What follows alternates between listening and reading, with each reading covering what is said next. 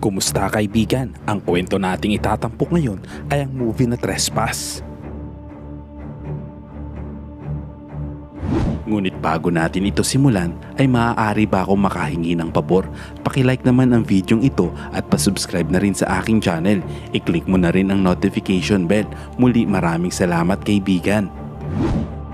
Nagsimula ang kwento sa pagpapakita kay Kyle Miller, isang diamond broker, na makikitang nagmamaneho sa country road sakay ng kanyang magandang Porsche. Maya-maya ay pumasok ang kanyang sasakyan sa isang malawak at gated waterfront na bahay. Nang mapadaan siya sa tabi ng pool, may nakita siyang isang gold Zippo lighter. Kinuha niya ito at pumasok siya sa kusina. Samantala, si Sarah Miller at ang dalagang anak na si Avery ay nagtatalo tungkol sa isang party na gaganapin ng gabing yon, dahil si Sarah ay tumanggi na umattend ang anak sa party. Sabay pasok ni Kyle at sinalubong naman siya ng kanyang anak at kinumusta ang mag-ina. Pagkatapos, makikita naman si Kyle na kumuha ng isang sobra sa isang wall safe, dahil may meeting siya sa isang buyer ng araw ding yun. Samantala, dinala ni Sarah ang isang tray ng pagkain sa itaas para sa anak na babae, ngunit nabigo siya sa kanyang mga plano ng isang magandang hapunan para sa pamilya. Pumunta naman si Kyle sa isang parte ng bahay, na nasa underground at ito ay under renovation. Makikita dito ang mga bare wood stud at plastic sheeting. Samantala si Avery ay lumabas ng bahay at tumalon sa bakod at sa labas nun ay naghihintay ang kanyang kaibigang babae. Sa ibang eksena, nagpaalam na si Kyle kay Sarah dahil kailangan na nitong umalis, ngunit bago yun, ipinakita ni Kyle kay Sarah ang lighter na nakuha niya sa tabi ng pool. Pagkatapos ay tumunog ang doorbell at nakita nila ang isang police badge sa security video. Hinahanap ng mga pulis ang mga magnanakaw sa kalapit nilang bahay. Pagbukas naman ni Kyle ng gate, tatlong lalaki at isang babaeng nakamaskara ang sumalakay sa bahay. Nang mga sandaling iyon, napansin ni Sarah na nawawala si Avery kaya't hinanap niya ito. Nagulat na lamang siya na may ibang tao ang nakapasok sa kanilang bahay.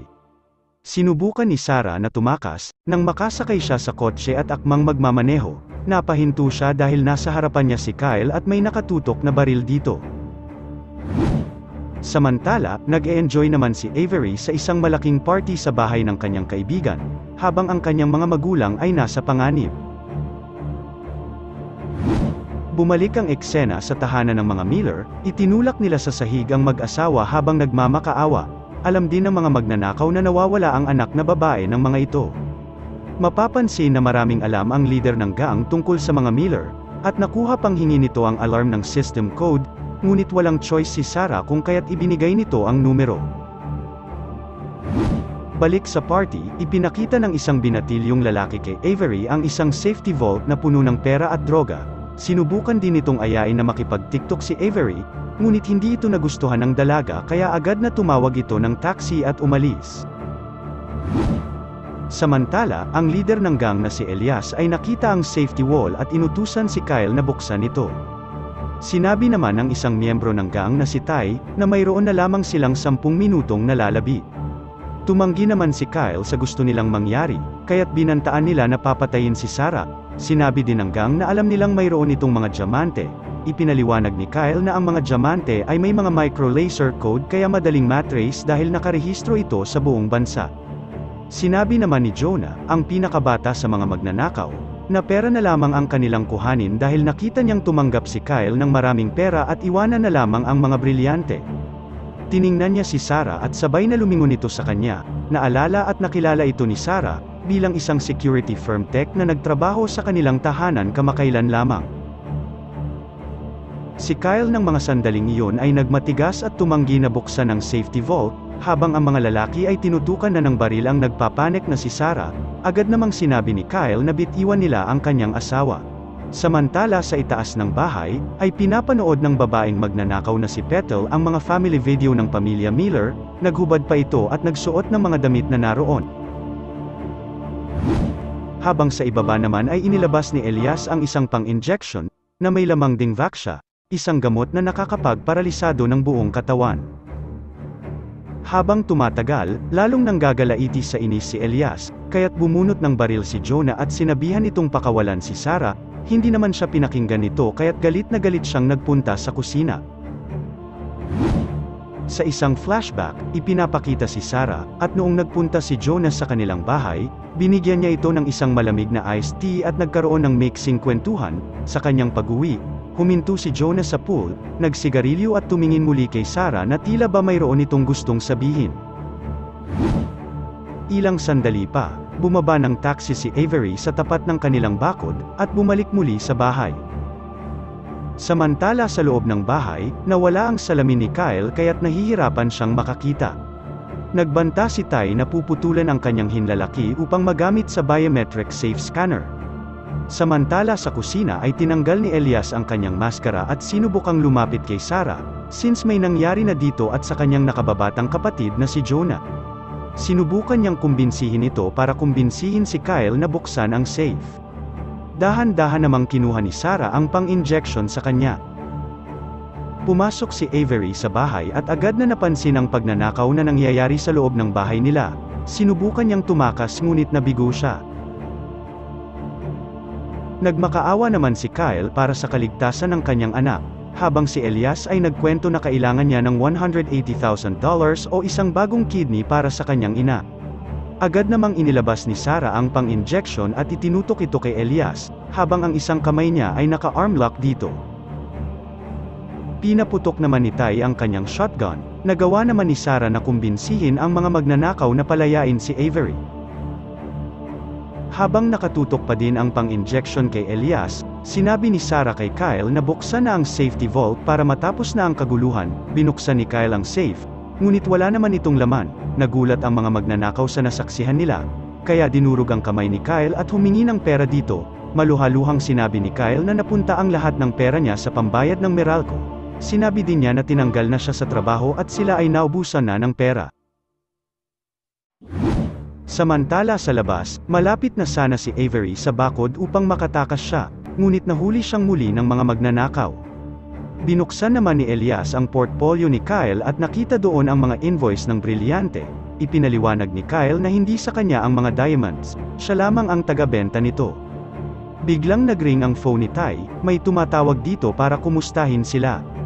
May isang oras pa sila para maglabas ng pera. Ibinulong naman ni Elias kay Kyle na napipilitan lang din silang gawin ito. Sinubukan naman ni Elias na pakalmahin si Petal. Nababalisa ito dahil konti na lang ang oras na naghihintay sa kanila. Gusto niyang kunin ang kahit na anong bagay na pwede nilang mapakinabangan. Napansin nila ang isang larawan ni Sarah na nakasuot ng isang nakasisilaw na kwintas. Ipinakita ni Sarah sa kanila ang kwintas at sumunod sa napagkasunduan. Habang nakagapos ang mga kamay at tuhod ng mag-ama, ay kinapa ni Kyle at Avery ang Zippo lighter at sinubukan na sindihan ang duct tape na nakatali sa kanilang mga kamay sa likod. Sa kabilang silid naman ay nakiusap si Sarah kay Jonah na palayain na sila.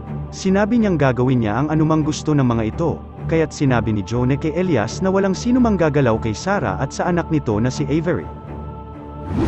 Isang flashback, makikita si Jonah na lumabas sa pool ng mga Miller at hinalikan si Sarah. Balik sa kasalukuyan, sinabi ni Kyle sa mga lalaki na ang kwintas ay isang $99 cubic zirconium ngunit ito ay fake, at naibenta niya na ang tunay na kwintas. Sinubukan naman ng mga magnanakaw kung totoo ang sinasabi ni Kyle, pinukpok nila ng baril ang mamahaling kwintas at ito ay nabasag. Inamin naman ni Elias kay Kyle na magkakilala na si Sarah at ang kanyang kapatid, at dagdag pa niya na nag-TikTok na din ang dalawa. Sa itaas naman na palapag, ay nakipag-away si Avery kay Petal, at binato naman ni Kyle ang upuan sa bintana, upang maalarma ang security system. Dahil sa ginawa niya ay binugbog ni Ty si Kyle habang ng mga oras na yun ay tumatawag ang security company para e-check sila. Mahinahong sumagot si Jonah dito, habang naglalaban ang dalawa, nagawang ilihis ni Kyle ang pang-injection kaya naitusok ito ni Ty sa kanyang sarili at bumagsak sa sahig. Agad na kinuha ni Kyle ang shotgun at parang lasing na nakainom ng panis na emperador na naglakad. Nahuli naman ni Elias si Sarah mula sa kakahuyan sa labas. Kinailangan naman ni Jonah ang security password kaya hinanap niya si Avery, na ng mga sandaling iyon ay nagtatago sa renovation room sa underground ng bahay. Bigla namang lumitaw si Jonah sa likod ni Kyle kaya't nabawi nito ang shotgun at napilitang ibigay ni Avery ang password dito. Binaril naman ni Elias si Kyle sa hita saka ipinaliwanag ang kanilang problema. Sinubukan nilang magbenta ng $180,000 na droga ngunit ninakaw ito sa kanila. Ngayon ay gusto ng mga dealer na ibalik ang kanilang pera kasama si Ty. Samantala, nahanap naman ni Petel ang screenshot mula sa home security video ng paghahalikan nila Sarah at Jonah. Nakalagay iyon sa loob ng briefcase ni Kyle. Binugbog naman ni Elias sina Kyle at Sarah, inawat ito ni Jonah at dahil doon ay nag-away ang magkapatid. At sa labas ay may dumating na security guard at nangangailangan ng pirma sa insidente ng alarma. Makulit ang security guard kaya't napilitang buksan ni Elias ang pinto. Samantala, nagpaliwanag si Sarah kay Kyle sa nangyari sa kanila ni Jonah. Sinabi ni Kyle na hindi na ito importante. Sa harap naman ng pinto ay binaril ni Jonah ang gwardya sa ulo. Samantalang si Avery ng mga sandaling iyon ay takot na takot at sinabing may alam siyang pwedeng pagkuhanan ng pera na hindi bababa sa $200,000. Nagdududa si Jonas dito ngunit pumayag naman si Elias. Sinamahan agad siya ni Petel pabalik sa bahay ng kaibigan kung saan nagaganap ang party para kunin ito. Isang flashback kay Sarah, naalala nito ang nangyari sa pool. Sinadya nitong makipagkaibigan sa kanya noon ngunit pinaalis niya naman agad ito pagkatapos siyang mahalikan nito. Samantala sa kasalukuyan, habang kabado na nagmamaneho ng kotse si Avery, pagdaan sa isang kurba ay sinadya niya itong ibangga sa isang poste. Sabay na tinanggal ang seatbelt ni Petel sa huling segundo. Dahilan upang agad itong mawala ng buhay habang si Avery naman ay duguan. Pinigilan namang tumakas ni Ty si Jonah at Sarah, at binugbog nito si Jonah hanggang sa barilin naman siya ni Elias. Nang malapit na itong lagutan ng hininga, ibinunyag ni Ty na si Jonah ang nasa likod ng pagnanakaw ng droga mula kay Elias kaya natigilan si Elias sa narinig. Sa ibang eksena, sinamantala yun nila Kyle at Sarah na magtago sa silid ng renovation room ngunit naabutan sila ni Elias at sinakal si Sarah. Inatake naman siya ni Jonah at sa kanilang pagkakagulo ay nasira ang isang plastic sheet na nagpapakita ng malaking halaga ng pera na nakatago sa dingding.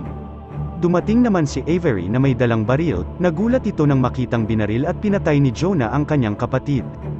Samantala, pinakalma ni Sarah ang sugatang si Kyle, malungkot niyang sinabi na itinatago niya ang pera para sa kanyang pamilya. Nang mga sandaling iyon, isa-isang kinukuha ni Jonah ang mga pera habang si Kyle ay nagawang sindihan ang nabuhos na solvent.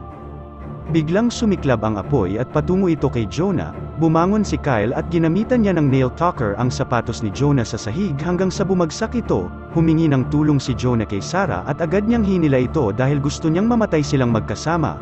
Ngunit, binaril ito ni Kyle at tuluyang nahulog sa apoy at namatay. Nagawa namang makaalis nila Kyle, Sarah at Avery sa bahay bago ito tuluyang nagliyab, at sa wakas, ligtas na magkakasama at magkakayakap muli ang magkapamilya. Sana'y nagustuhan mo kaibigan ang kwentong ating itinampok. Kung magkagayon, ay baka naman pwedeng pakilike ang videong ito at pasubscribe na rin sa aking channel. Kung hindi mo naman ito nagustuhan, ay pwede mong pindutin ang dislike button ng 2 beses para makasigurado ka.